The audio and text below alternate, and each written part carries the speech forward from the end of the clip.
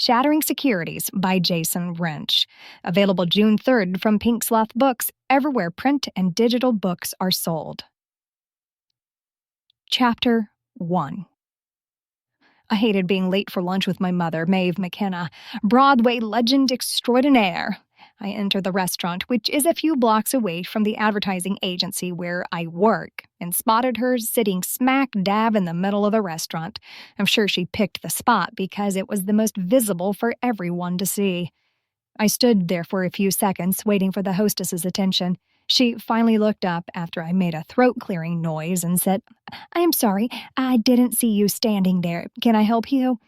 I wanted to reply with a snarky comment like, "Really? You couldn't see me standing there? I'm kind of hard to miss." But I went with, "I'm meeting my mother. She's already seated," I said, pointing in Maeve's direction. The host nodded, and I made my way through the restaurant. Thankfully, the place didn't look too busy at 11 in the morning. Unfortunately, in these old-styled restaurants in New York City, the tables were practically on top of one another. So finding a path to the table felt like I was in a rat maze. I would spot a way only to see there wasn't room between two different chairs for me to squeeze through, so I would backtrack and try a different approach. Did Hannibal have this much trouble crossing the Alps when he invaded Rome? I finally found a path and approached the table, staring down at the wicker chair with trepidation. How much weight could it hold? I stared wide-eyed at the chair as the server approached the table. "Can I get you a drink?" "A soda would be great," I responded. "Do you, by chance, have something sturdier?" I added, pointing to the chair. The server cocked her head. Then the shot of realization hit her as she took me in. You see, I'm not what one would call petite. I'm what one would call average. I'm a big girl, and a little wicker chair simply does not hold my weight. "Let me see what I can do," the server said. "Honey," Mom said, looking up from her iPhone, "why are you still standing there?" Oblivious as always. I love my mom, God knows I do, but May sometimes lives in her own little world. I'm waiting for a different chair. "Why do you need a different one? There's a perfectly good chair right there," she said, motioning to the wicker chair. "Mom," I said, a little more exasperated than I intended. "Don't take that type of sass with me," she replied, wagging one of her manicured fingers in my direction. Letting out a brief huff, I set my purse on top of the table. Wicker chairs are not designed for bigger people. "That thing," I said, pointing at the chair, "may hold 200 pounds, 250, tops. I weigh a bit more." I hadn't intended to raise my voice, but the glance I received from an older woman sitting at a table nearby made me realize I had. I announced I'm sorry to the woman, who scowled before talking to her table in hushed tones. "Someone please shoot me and put me out of my mercery. I'm 5'6", and weigh around 300-something extra pounds. Honestly, that was the last time I got weighed, which was 3 years ago. My driver's license says 300, so I'm sticking with that number." I learned that once a woman says she's over 280 pounds, the DMV person doesn't bat an eyelash. If you say 280 or 380, they look at you and stare. You see, I'm overweight, morbidly obese, just plain fat. I have been my entire life. It's not like it happened overnight. And don't worry, people can't catch obesity from being in the same room with a fat person. But by the looks and reactions I get some days, you'd think it was some kind of fabled disease like Ebola.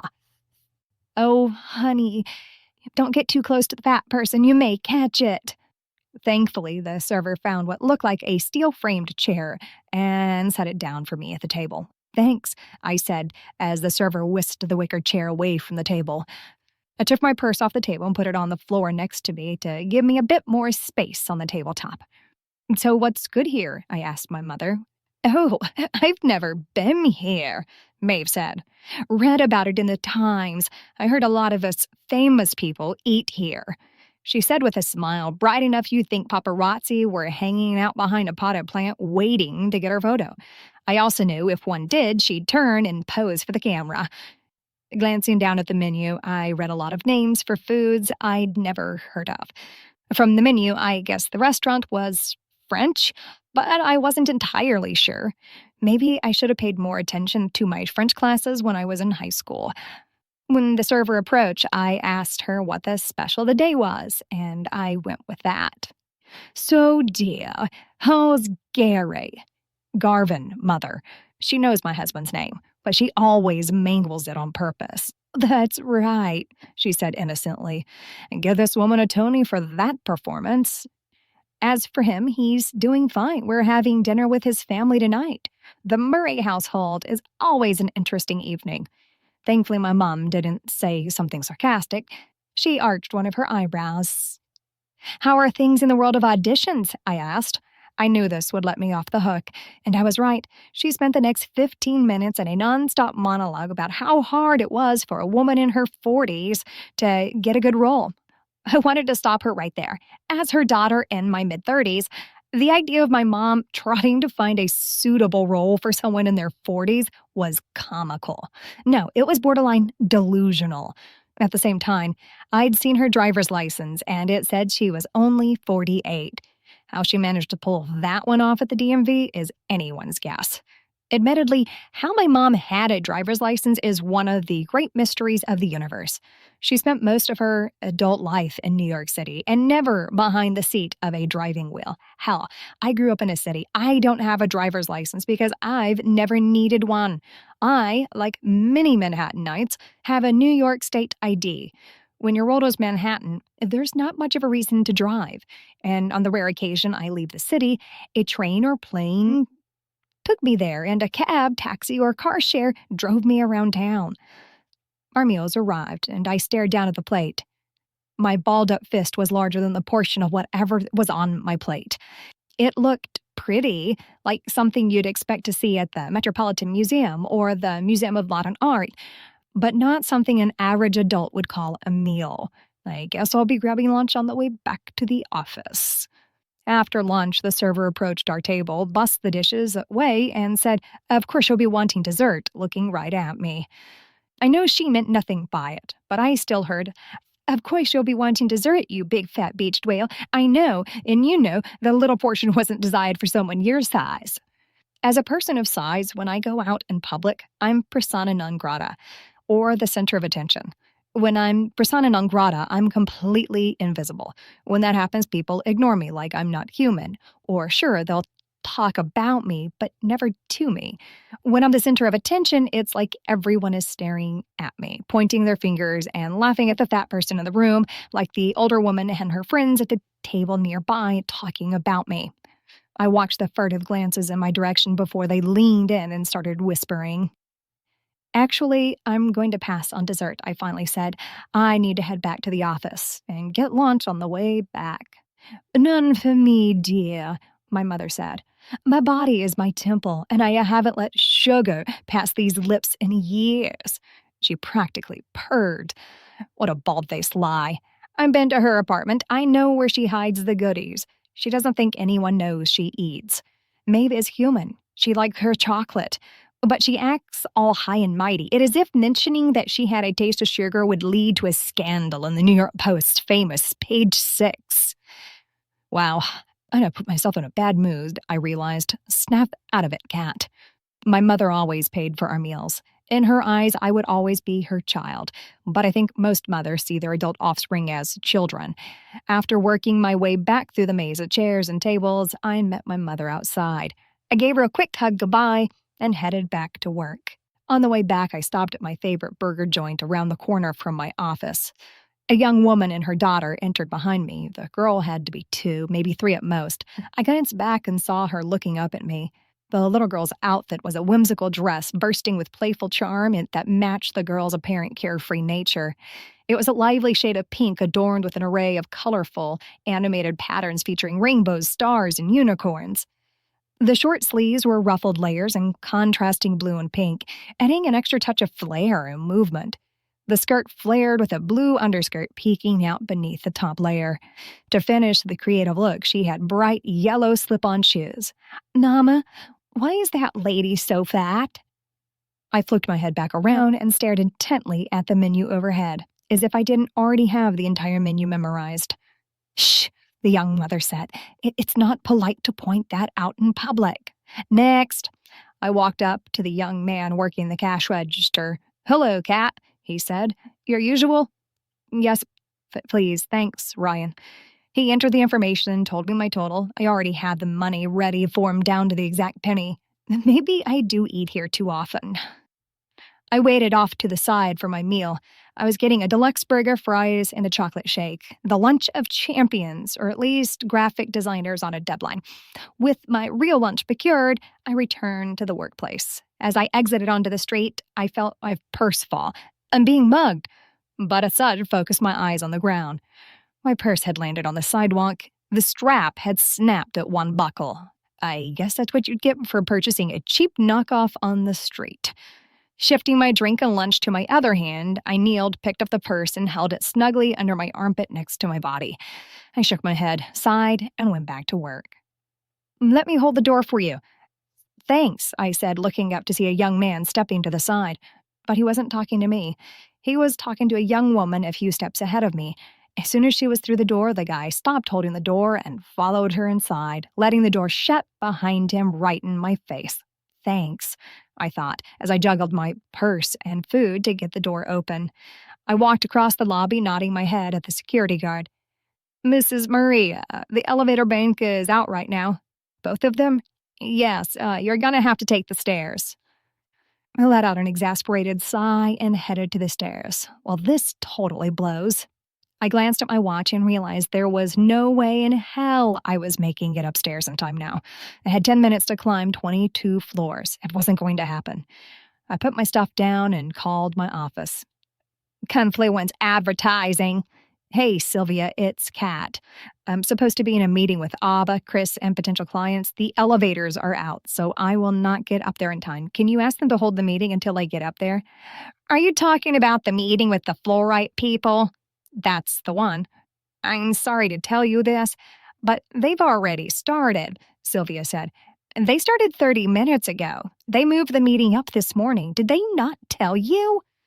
From her tone of voice, she was not happy with Ava and Chris on my behalf. Oh, well, it is what it is. I'll be up as soon as I can climb up there. Ava and Chris don't need me anyway. They've got this. I tried to sound upbeat, even though I was seething inside. I disconnected the call. Entering the stairwell, I let my neck strain upward, looking at the 22 flights of stairs I was going to climb. I'm going to die. That's a shit ton of stairs. I took a deep breath, and with my food in one hand and purse in the other, I climbed. After climbing all those stairs, I was a hot, sweaty mess. It was August, for fuck's sake, and I looked like I had run a marathon through a river. I was dripping with sweat. My office was right across from the conference room, so there was no way to miss Abba and Chris, who were already knee-deep in the presentation I'd created for them. Catching Abba's attention, I mouthed, "Do you need me?" Abba waved me off and kept going. At least everything seemed to be going well. I put the food in my office. The shake was gone. It had provided me with the energy to climb. Well, the shake and half the french fries. I went to the bathroom to grab a stack of paper towels to dry myself off. Afterward, I grabbed a soft drink from the fridge in the break room. I'm a bit of a soda addict. I tried diet soda, but that stuff's nasty. Personally, I like good, old-fashioned, sugary, carbonated goodness. Occasionally, I'll have a cherry soda, but that always seems like a summer drink to me. Maybe it's because of their fruity taste of the cherry. In my office, I opened my lunch and sat where I could watch the presentation in action. Thankfully, the door to the conference room was open wide enough for me to see and hear Ava and Chris doing their thing. The fluorite people were laughing and having a great time, which was a great sign. I did all the work on the presentation because I was great at the presentation part. But as usual, they'll end up taking all the credit because they're the salespeople. It's okay, I told myself. We're all part of the same team.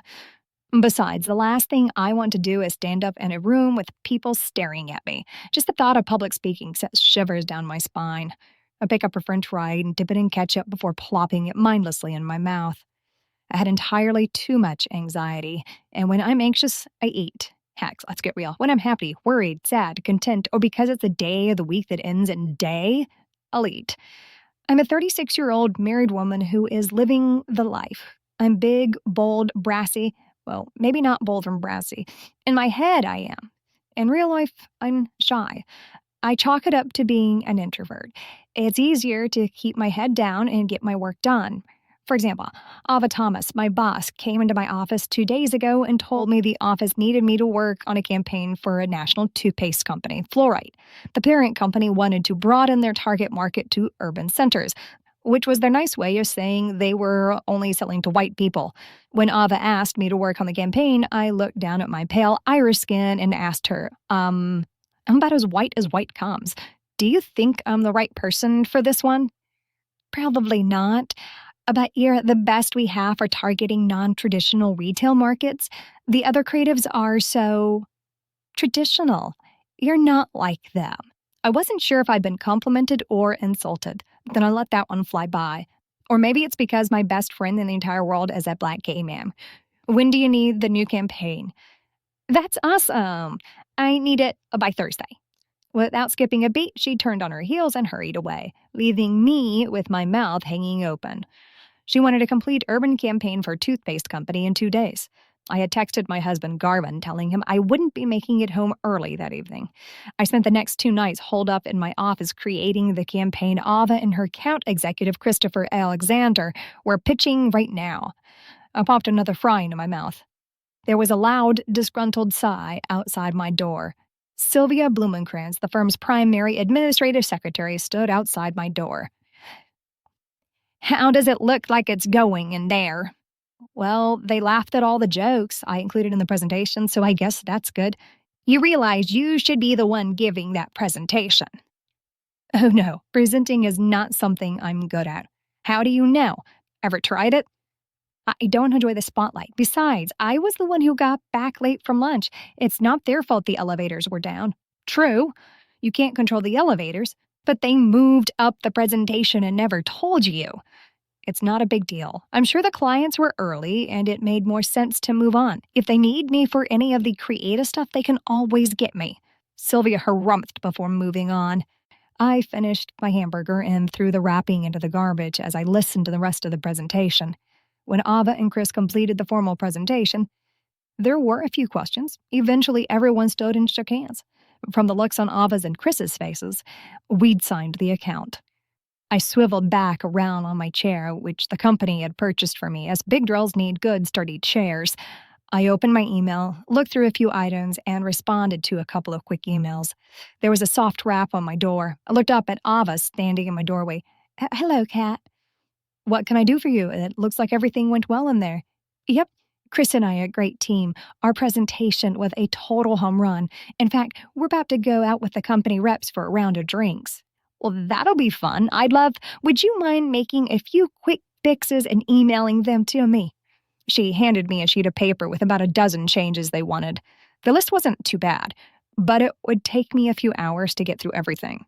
Sure, I'll get on this and have it to you by noon tomorrow. No, actually, Ava wrinkled her cheeks slightly. I need you to get this done tonight. Email me the revisions ASAP and I'll show the fluorite reps while we're having drinks. Thanks, you're the best. She didn't wait for a response before spinning on her 6-inch heels and heading out of my office. I sighed and looked at the clock. It's about 3 now. I should probably be done with this by about 6:30 to 7. I texted Garvin to let him know I had to work late. He quickly reminded me we had dinner plans with his family, but those weren't until 8. I asked him if he would pick me up from the office. He was not happy about it, but he promised to pick me up at 7. With my evening plans revised, I turned back to my computer monitor and started working. I was lost in the world of graphic design when a low whistle came from my doorway. Sylvia stood at my office door, her purse thrown over her shoulder. Why aren't you out celebrating with the team? Oh, Abba needed me to make a couple of quick changes for the fluorite team. Then why isn't she here making them? Abba doesn't know how to use graphic editing software. I've never seen her lift a pen to draw anything. Then why is she running an art department for an advertising firm? Sylvia questioned. You know, she has her MBA, so she's good at management. And the Ava and Chris are a great team and public face for the firm. I'd be happy to do my little part here, making them look good. Sylvia walked toward me. She reached out and grabbed my chin in her hand, lifting it toward her wrinkly face. Kat, you're better than both of those idiots put together. I hope you realize it one day. She bent forward and kissed me on the forehead. I wasn't sure how to respond. Thankfully, Sylvia didn't give me a chance to make things awkward. Well, kid, I'm heading home to feed the cat and watch my stories. Don't stay here too long. Promise me. I promise. Besides, my husband is picking me up for dinner at 7, so I must be ready by then. He would not be happy if I wasn't ready to leave when he got here. Sylvia said goodbye and let me know she'd leave the front door to the office unlocked for Garvin. I went back to work. I finished the changes Aval wanted with 10 minutes to spare, created a PDF file of the reworks, and immediately emailed them to her. I also texted her to make sure she got them. I stood up from my chair and did a brief stretch. The little chirping sound accompanied the opening of the office's front door rang through the hall. Come on back, I'm in my office just wrapping up, I yelled out into the dark void of the cubicles. There was a shuffling sound and a curse when Garvin bumped into something in the dark. I cringed and hoped he was okay, but he was already standing in my doorway looking perfectly fine. You ready to go? Almost, I replied. Just let me run to the restroom quickly. He looked at his watch. Just hurry. We don't want to be late. You know how my grandmother can be when people are late. We still have almost 60 minutes to get there. Even if we walked, we'd still get there with plenty of time. Come on in and take a seat. I'll be just a minute. I ushered Garvin into my office, giving him a peck on the cheek before heading off to the bathroom. Sliding into the handicapped stall, I let Mother Nature take its course. Thank God for handicapped stalls. I can fit into a regular one, but I feel like a squished sardine. Sadly, they do not make public toilets for us big girls. Even home toilets aren't made for us big girls. My parents had this one toilet with a ceramic seat. It had a rubber stopper on the other side, but it functioned more like a little fulcrum, and my weight caused the seat to crack when I shifted myself one day. I wish I could say it happened once, but it happened twice. After the second time, my dad didn't buy a new seat. He duct taped the thing back together. He never asked me how it happened. I'm sure he thought I was doing some aerobics on the seat or something. My family was good like that. We never talked about anything. There could be a literal elephant standing in the room, and we would have done everything possible to not talk about it. Garvin's family was the exact opposite. They are loud and animated. They always blame it on being Irish, but my family is Irish too, and we never behaved like them. I always kept that little tidbit to myself, though. I finished up in the bathroom and washed my hands, splashed water on my face, reapplied my lipstick, and ran a brush through my hair, trying to fluff it up a bit. Even though it was only shoulder length, my natural curls gave my hair a bit of volume. Happy with how I looked, I turned off the light and went back to my husband, who was sitting at my computer. What are you doing? I asked him as I walked into my office. I got an email from work and needed a lengthy reply, so I hopped on your computer because it'd be easier to type. Is that a problem? Of course not, I said. What's going on? The Australian market opened minutes ago, and so far, nothing is surprising. The firm is worried there will be a change in the price of oil when Japan's market opens at 8, but we're keeping our fingers crossed. Garvin worked on Wall Street. If his eyes were open, he was glued to a stock market ticker somewhere in the world. He could translate international stock market opening and closing times to New York Standard Time without thinking. I may not have always understood what he's talking about, but I'm very proud of him and the work he does. Well, I'm ready to go, I said, grabbing my strapless purse from my desk. I turned off the light in my office, then turned on my phone's flashlight to help light the way to the front door. Once we exited the main office, I pulled out my key, locked the door behind us, and put in the security code. With that, we were off to see his family.